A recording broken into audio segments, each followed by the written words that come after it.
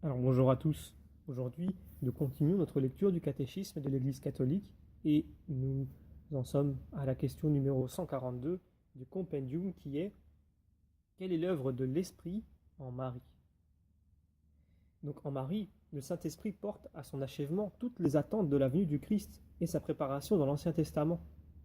D'une manière unique, il la remplit de grâce et rend féconde sa virginité pour donner naissance dans la chair au Fils de Dieu. Il fait d'elle la mère du Christ total, c'est-à-dire du Christ tête et de l'Église, son corps. Marie est présente au milieu des 12, le jour de la Pentecôte, quand l'Esprit inaugure les derniers temps avec la manifestation de l'Église. Et donc pour étayer ces propos du compendium, prenons les paragraphes 721 à 726 du catéchisme de l'Église, qui se trouvent sous l'intitulé « Réjouis-toi, comblé de grâce ». Donc Marie, la toute sainte Mère de Dieu, toujours vierge, est le chef-d'œuvre de la mission du Fils et de l'Esprit dans la plénitude du temps.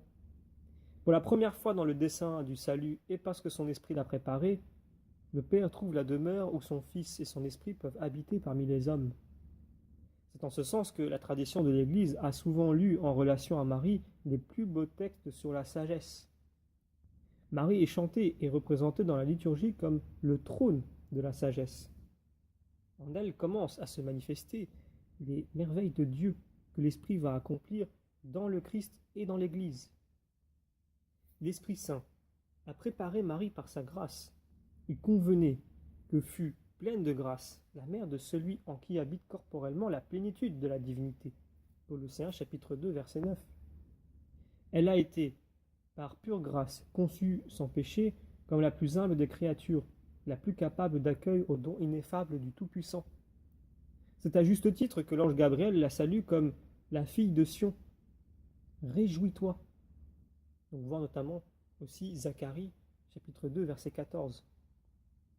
C'est l'action de grâce de tout le peuple de Dieu, et donc de l'Église, qu'elle fait monter vers le Père dans l'Esprit Saint en son cantique, en Luc chapitre 1, alors qu'elle porte en elle le Fils éternel. En Marie également, l'Esprit Saint réalise le dessein bienveillant du Père. C'est par l'Esprit Saint que la Vierge conçoit et enfante le Fils de Dieu. Sa virginité devient fécondité unique par la puissance de l'Esprit et de la foi. En Marie aussi, l'Esprit Saint manifeste le Fils du Père devenu Fils de la Vierge. Elle est le buisson ardent de la théophanie définitive. Comblée de l'Esprit Saint, elle montre le Verbe dans l'humilité de sa chair, et c'est aux pauvres et aux prémices des nations qu'elle le fait connaître. Et enfin, par Marie, l'Esprit Saint commence à mettre en communion avec le Christ les hommes, objets de l'amour bienveillant de Dieu. Et les humbles sont toujours les premiers à le recevoir. Les mages, Siméon et Anne, les époux de Cana et les premiers disciples.